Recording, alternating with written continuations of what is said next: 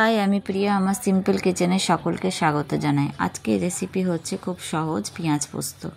খুব ভালো লাগে খেতে এটা, আপনারা করে দেখবেন। এর জন্য পেঁয়াজ কুচি করে নেবেন, পোস্ত নিয়ে নেবেন পরিমাণ মতন, কাঁচা লঙ্কা অবশ্যই, আর নুন।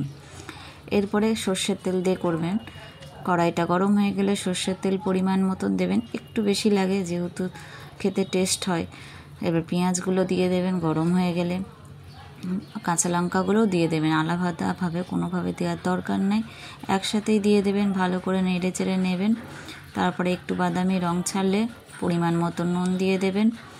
এরপরে লো আঁচ করে ওটাকে নাড়তে থাকবেন যাতে পেঁয়াজগুলো একটু সেদ্ধ হয়ে যায়, এতে কোনো জল লাগে না। এরপরে পোস্তগুলো মিক্সিতে ভালো করে বেটে নেবেন, পরিমাণ মতন পোস্ত দিয়ে দেবেন, সেটা দিয়ে ভালো করে নেড়ে চেড়ে নেবেন, দেখবেন সেদ্ধ হয়ে গেছে। এরপরে কাঁচা সর্ষের তেল দিয়ে দেবেন। দেখুন কত সুন্দর হয়েছে।